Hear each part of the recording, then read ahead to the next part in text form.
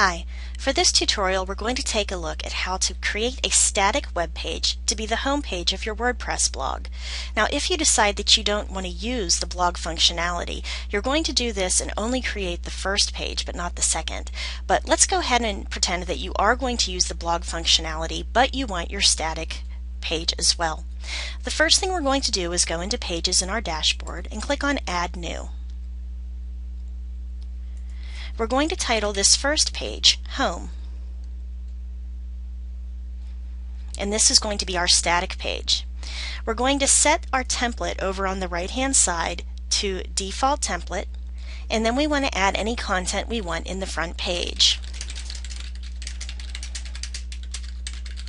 Once I have my content in, I'm going to go ahead and publish my page.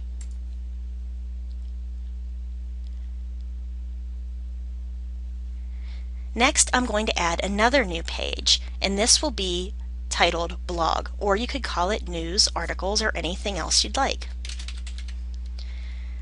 So after calling it Blog, this is going to be the page that's a placeholder to show the posts on my site. Now we don't want to use a custom page template for this page. This is going to be generated by home.php or index.php. And we don't want to add content to the blog page either. We're just going to leave this area blank. Any content that is there is going to be ignored, and they're only going to see the title when they come to the page. And we're going to go ahead and click Publish.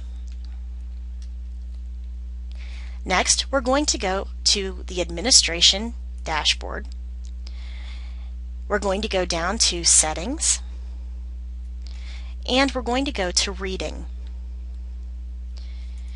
Here you'll see front page displays, and we can choose whether to use our latest posts or a static page. And the static page that we're going to use is going to be the home page. If you want your WordPress site to have a blog section, you can set the post page to the page that you created for the blog, which is right here under Blog.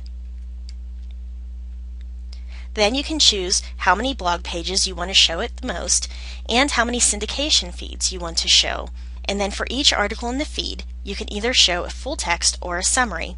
And then just leave your encoding to UTF-8 unless you know there are other encodings that will work for you. And I'm going to click on Save Changes. Next, I'm going to go down to the permalinks, and I'm going to enable the permalinks to show the page title and the address, which will be right down here under Post Name. Or you can choose a category base and a tag base and then save the changes. So let's go ahead to our home page and see what pops up.